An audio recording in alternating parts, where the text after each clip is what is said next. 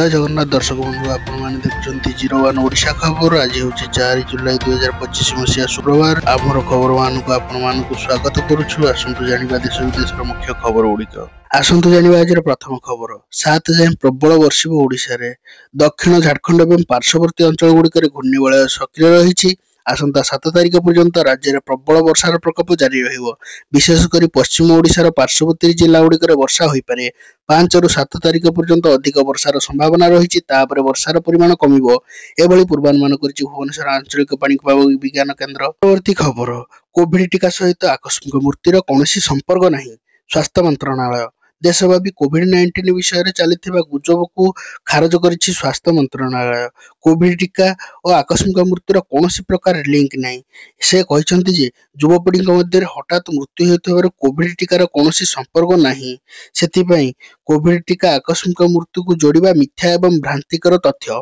ICMR एवं एआईएमएमएस द्वारा व्यापक अध्ययन पर यह स्पष्ट करा जायछि जे स्वास्थ्य एवं परिवार कल्याण मंत्रणालय द्वारा गुरुत्वारोप करा जायछि जे एही टीका संपूर्ण निरापद।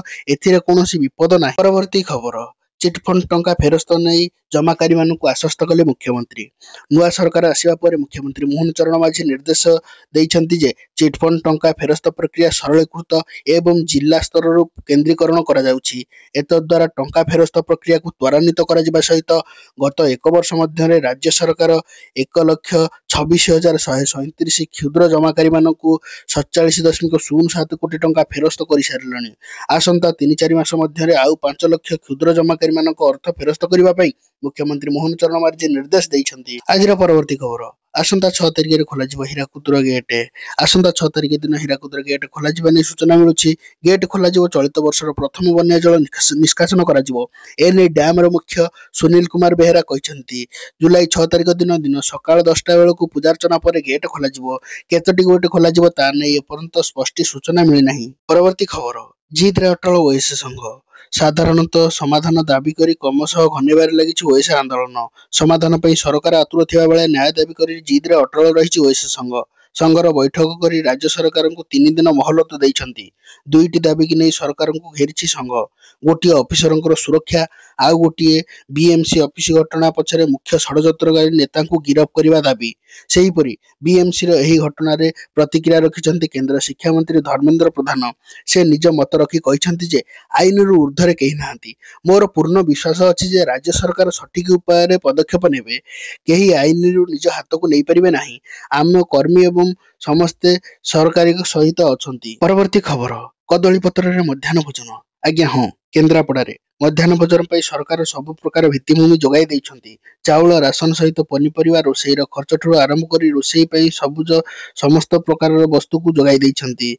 एथि निमंते अनुदान मध्य प्रदान करा जाउछि। तापर भी छात्र छात्री माने बाहर बसी तले कदली पत्र रे खाउछंती। आज्ञा हाँ केन्द्रापड़ा जिला सदर ब्लॉक अधीनस्थ कोरा पंचायतर पाटकणा प्राथमिक विद्यालय एभली चित्र सामना को आसी। घटना रे उद्वेगजनक दिगटी है स्कूल रे मध्याह्न भोजन रोषेई करुवा स्वयं सहायता गोष्ठीर सदस्य अनुसूचित जातिर बोली किछि सवर्ण छात्र छात्री माने कदली रे खाद्य खाइथुवार अभियोग हेउछि। परवर्ती खबर। जगा प्रधान को आरेस्ट ना रे मुह खोलिले धर्मेंद्र। बीएमसी ऑफिस रे बीजेपी कर्मी माने बाड़ाइबा घटना रे मुह खोलिछंती केंद्र मंत्री धर्मेंद्र प्रधान। एही घटना रे एपर्यंत जगा प्रधान को गिरफ न होगा पछरे विभिन्न महलरू संदेह प्रकाश करुवा बेले माड़ मारिबा बेले अभियुक्त माने जगा प्रधान का नाम उच्चारण करथिले। फलरे एइठु ही घटनार मुख्य खलनायक बोली कह जाउछि। अन्य पक्षरे जगन्नाथ प्रधान धर्मेंद्र प्रधान को खास लोक बोली मध्य कह जाउछि। एथिबाई पुलिस कौनसी पदक्षेप ग्रहण करूनाही।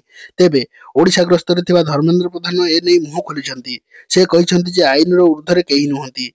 से दलीय कर्मी हो कि जे केही हो समस्त निश्चित दंड पाइबे। राज्य सरकार उपयुक्त पदक्षेप नेबे बोली मोर विश्वास रही कहले धर्मेंद्र प्रधान। परवर्ती खबर।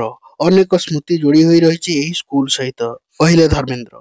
तालचेर हांडीधुआ स्कूल रूपांतरीकरण प्रकल्पर शुभारंभ करिबारे गुरुवार दिन केंद्र शिक्षा मंत्री धर्मेंद्र प्रधान हांडीधुआ सरकारी प्राथमिक विद्यालय भित्तिभूमि विकास पई केंद्र एवं राज्य सरकार द्वारा प्रदत्त 1,37,00,000 टंकार विभिन्न प्रकल्पर लोकार्पण करिसेंती। एही अवसर रे से छात्र छात्री मानक सहित समय मध्य अतिबाहित करिसेंती। से कहिसेंती जे एही स्कूल रे मोर जीवन प्राथमिक शिक्षा ग्रहण करिथिली। पिलादिन अनेक स्मृति जोड़ी होई रही एही स्कूल सहित। यह मोर घर परि मन हुए। विद्यालय रे स्थानीय अंचल ଫଳରେ ପ୍ରାଥମିକ ଶିକ୍ଷାର ଏକ ସମ୍ମାନାସ୍ପଦ ଶିକ୍ଷାନୁଷ୍ଠାନ ଭାବେ ଏହା ଉଭା ହୋଇଛି। ପରବର୍ତ୍ତୀ ଖବର, ଡବଲ ଇଞ୍ଜିନ ସରକାରରେ ଜନସାଧାରଣ ମାନଙ୍କୁ ମିଳୁଛି ଅଗ୍ରାଧିକାର। ଆମ ସରକାର ଲୋକମାନଙ୍କ ପାଖରେ ଅଛନ୍ତି। ଲୋକମାନଙ୍କୁ ଅଧିକାରକୁ ସୁରକ୍ଷା ଦେବା ସହିତ ସେମାନଙ୍କର ମୌଳିକ ସମସ୍ୟାର ସମାଧାନ ବୁଦ୍ଧିକୁ ତ୍ୱରିତ ଦିଗରେ ନେଉଛନ୍ତି। ସରକାର ଏବଂ ଜନତାଙ୍କ ମଧ୍ୟରେ ଥିବା ଦୂରତାକୁ ହ୍ରାସ କରିବା ପାଇଁ ଡବଲ ଇଞ୍ଜିନ ସରକାର କାର୍ଯ୍ୟରତ ବୋଲି ଗୁରୁବାର ଦିନ ଅନୁଗୁଳ ଛେଣ୍ଡିପଦାରେ ଆୟୋଜିତ ଗରିବ କଲ୍ୟାଣ ଓ ବିକାଶ ସମାବେଶରେ ଯୋଗଦେଇ କହିଛନ୍ତି କେନ୍ଦ୍ର ଶିକ୍ଷାମନ୍ତ୍ରୀ ଧର୍ମେନ୍ଦ୍ର ପ୍ରଧାନ। ଖବର, ରତ୍ନଭଣ୍ଡାର ସମ୍ପୂର୍ଣ୍ଣ ସୁରକ୍ଷିତ ଅଛି କହିଛନ୍ତି ଗଜପତି। ମହାପ୍ରଭୁ ଜଗନ୍ନାଥଙ୍କର ରତ୍ନଭଣ୍ଡାର ସମ୍ପୂର୍ଣ୍ଣ ଭାବେ ସୁରକ୍ଷିତ ଅଛି ଏଭଳି ବକ୍ତବ୍ୟ ଦେଇଛନ୍ତି ଗଜପତି ମହାରାଜ। ଆସନ୍ତା ନୀଳାଦ୍ରି ବିଜେ ପୂର୍ବରୁ ସମସ୍ତ କାର୍ଯ୍ୟ ଶେଷ ହେବା ସହିତ ରତ୍ନଭଣ୍ଡାର ମରାମତି କାର୍ଯ୍ୟର ଯାଞ୍ଚ କରିବା ପ୍ରକ୍ରିୟାକୁ ଗଜପତି ମହାରାଜ ଦେଖିଛନ୍ତି ଏବଂ ସେ କହିଛନ୍ତି ଯେ ମହାପ୍ରଭୁଙ୍କର ରତ୍ନଭଣ୍ଡାର ସମ୍ପୂର୍ଣ୍ଣ ଭାବେ ସୁରକ୍ଷିତ ଅଛି। ମରାମତି କାର୍ଯ୍ୟ ଅତି ସୁନ୍ଦର ଭାବରେ ଚାଲିଛି ଏବଂ ମନ୍ଦିର ନିର୍ମାଣ ଶୈଳୀରେ ସମସ୍ତ ମରାମତି କାର୍ଯ୍ୟ ଚାଲିଛି। ଏଥିରେ ପ୍ରାୟ 600 ନୂଆ ପଥର ଲାଗିଛି ଏବଂ ଅନ୍ୟପଟେ ଶ୍ରୀଜୀଉ ରତ୍ନ ସିଂହାସନକୁ ଆସିବା ପରେ ଗଣତିମନତି କାର୍ଯ୍ୟ ହେବା ବୋଲି ସେ ସୂଚନା ପ୍ରଦାନ କରିଛନ୍ତି। ପରବର୍ତ୍ତୀ ଖବର, ରେଖାଶ୍ରୀଙ୍କର ରାଗ ସରଗରମ ହେବାରେ ଲାଗିଛି। ନୀଳଗିରି ପଲିଟିକ୍ସ ହାତୀଦାନ୍ତ ଲୁଟ ଘଟଣାରେ ମୁହଁ ଖୋଲିଛନ୍ତି ବର୍ତ୍ତମାନର ବିଜେପି ବିଧାୟକ ସନ୍ତୋଷ ଖଟୁଆ ଆଉ ବିଜେଡି ପ୍ରାର୍ଥୀ ଲେଖାଶ୍ରୀ ସାମନ୍ତସିଂହାର। ଦୁଇ ନେତା ପରସ୍ପରକୁ ଏମିତି ଟାର୍ଗେଟ କରିଛନ୍ତି ଯେ ଲେଖାଶ୍ରୀ ସିଧାସଳଖ ମୋଦିଙ୍କୁ ଟ୍ୱିଟ୍ କରିବାକୁ ମଧ୍ୟ ପଛେଇ ନାହାନ୍ତି। ପରବର୍ତ୍ତୀ ଖବର, ଖଟ ଭିତରେ ଟଙ୍କା ସୁନା ଗହଣା ଲୁଚାଇ ରଖିଥିଲେ ଯନ୍ତ୍ରୀ। ଆଜ୍ଞା ହଁ, ସମ୍ବଲପୁର ସାରଳା ନିବାସ ତଥା ଟିଟିଲାଗଡ଼ର ଆରଏନଡିବିସି ସବଡିଭିଜନର କାର୍ଯ୍ୟରତ ତହସିଲ ନିର୍ବାହୀ ଯନ୍ତ୍ରୀ ଡିବ୍ଲେଶ୍ୱର ମାଝୀଙ୍କର କାର୍ଯ୍ୟାଳୟ ଏବଂ ବାସଭବନରେ ଗୁରୁବାର ଦିନ ଭିଜିଲାନ୍ସ ପକ୍ଷରୁ ଚଢ଼ାଉ ଜାରି ରହିଥିବା ବେଳେ ଖଟ ଭିତରୁ ଲକ୍ଷାଧିକ ଟଙ୍କା ସହିତ ସୁନା ଗହଣା ମଧ୍ୟ ମିଳିଛି। ଏଥିସହିତ ଖଟ ମଧ୍ୟରେ ଏକ ଗୁପ୍ତ ଚାମ୍ବର ଥିଲା, ସେଠାରୁ 6 ଲକ୍ଷ ଟଙ୍କା ସମେତ ସୁନା ଗହଣା ଜବତ ହୋଇଥିଲା। ରାତ୍ରି ପର୍ଯ୍ୟନ୍ତ ଚାଲିଥିଲା ଏହି ଚଢ଼ଉ। ସମୁଦାୟ 4ଟି କୋଠାଘର ସହିତ ଗୋଟିଏ ମାର୍କେଟ କମ୍ପ୍ଲେକ୍ସ, 9ଟି ଜମି ଏବଂ 300 ଗ୍ରାମ ସୁନା, ନଗଦ 6,57,500 ଟଙ୍କିଆ ନୋଟ ଏବଂ ଗୋଟିଏ କାର, 2ଟି 2 ଚକିଆ ଗାଡ଼ି ଏବଂ ବ୍ୟାଙ୍କରେ ଜମା 20 ଲକ୍ଷ ସମେତ ଅନ୍ୟାନ୍ୟ ଜମା ରାଶି ରହିଥିବାର ଜଣାପଡ଼ିଛି। ପରବର୍ତ୍ତୀ ଖବର, ବ୍ୟାକଫୁଟରେ ଦିଲ୍ଲୀ ସରକାର ବାହନ ଉପରେ ଲାଗିଥିବା ବ୍ୟାନକୁ ହଟାଇଛନ୍ତି। ରାଜଧାନୀ ଦିଲ୍ଲୀରେ 1 ଜୁଲାଇରୁ ଲାଗୁ ହୋଇଥିବା end of the life vehicle ନିୟମ ଅନୁସାରେ ବାହନକୁ ଜବତ କରିବା ଉପରେ ନିୟମକୁ ରୋକିବା ପାଇଁ ଦିଲ୍ଲୀ ସରକାରଙ୍କ ପରିବେଶ ମନ୍ତ୍ରୀ ରାଜଧାନୀରେ ଲାଗୁ କରାଯାଇଥିବା ଏହି ନିୟମକୁ ନ ଲଗାଇବା ପାଇଁ CAQM ପାଖକୁ ଔପଚାରିକ ଭାବେ ପତ୍ର ଲେଖିଛନ୍ତି। ଏହି CAQM ସଂସ୍ଥାଟି commission of air quality management ସଂସ୍ଥା। ଏଥିସହିତ ସରକାର କହିଛନ୍ତି ଯେ ବର୍ତ୍ତମାନ ଦିଲ୍ଲୀରେ ଏହି ନିୟମ ଲାଗୁ କରାଯିବା ସମ୍ଭବ ନୁହେଁ କାରଣ ଏତଦ୍ୱାରା ଜନସାଧାରଣମାନଙ୍କୁ ଅସୁବିଧାର ସମ୍ମୁଖୀନ ହେବାକୁ ପଡ଼ିବ। ପରବର୍ତ୍ତୀ ଖବର, କେଜରିୱାଲ କଲେ ବଡ଼ ଘୋଷଣା। ବିହାରରେ ଆମ ଆଦମୀ ପାର୍ଟି ଏକାକୀ ଲଢ଼ିବ ଚୁନାବ। ଆମ ଆଦମୀ ପାର୍ଟି ଏବଂ ସଂଯୋଜକ ଏବଂ ଦିଲ୍ଲୀର ପୂର୍ବତନ ମୁଖ୍ୟମନ୍ତ୍ରୀ ଅରବିନ୍ଦ କେଜରିୱାଲ ବୁଧବାର ଦିନ ଏକ ବଡ଼ ଘୋଷଣା କରିଛନ୍ତି। ଏକ ସାମ୍ବାଦିକ ସମ୍ମିଳନୀରେ ସେ ଗୁଜରାଟର ପଲିଟିକ୍ସର ବିସ୍ତାର ଏବଂ କଂଗ୍ରେସ ବିଜେପି ଉପରେ ବହୁତ ବର୍ଷିଛନ୍ତି। ସେ ସ୍ପଷ୍ଟ କରିଛନ୍ତି ଯେ ଆମର କଂଗ୍ରେସ ସହିତ କୌଣସି ମେଣ୍ଟ ନାହିଁ ଏବଂ ଆଗାମୀ ବିଧାନସଭା ନିର୍ବାଚନରେ ଆମ ଆଦମୀ ପାର୍ଟି ଏକାକୀ ମଇଦାନକୁ ଓହ୍ଲାଇବ। କେଜରିୱାଲ ଘୋଷଣା କରିଛନ୍ତି ଯେ ବିହାରରେ ଆମ ଆଦମୀ ପାର୍ଟି ନିର୍ବାଚନ ଲଢ଼ିବ ଏବଂ ଇଣ୍ଡି ବ୍ଲକ ସହିତ ମେଣ୍ଟ କରିବ ନାହିଁ। ପରବର୍ତ୍ତୀ ଖବର, ବ୍ରାଜିଲ କିଣିବ ଆକାଶ ମିସାଇଲ। ଭାରତର ପ୍ରତିରକ୍ଷା ରପ୍ତାନୀ ଆକାଂକ୍ଷାକୁ ଏକ ବଡ଼ ସୋପାନକୁ ପହଞ୍ଚାଇଛି ବ୍ରାଜିଲ, କାରଣ ବ୍ରାଜିଲ ଭାରତୀୟ ଆକାଶ ବାୟୁସେନା ମିସାଇଲ ସିଷ୍ଟମ ଅଧିଗ୍ରହଣ ପାଇଁ ଆଗ୍ରହ ପ୍ରକାଶ କରିଛି। ଏହି ସିଷ୍ଟମ ମେ ମାସରେ ଅପରେସନ ସିନ୍ଦୁରରେ ବ୍ୟବହାର ହୋଇଥିଲା। ଏହି ସମୟରେ ପାକିସ୍ତାନୀ ସେନା ଏବଂ ଡ୍ରୋନର ମିସାଇଲ ଆକ୍ରମଣକୁ ପ୍ରତିହତ କରିଥିଲା।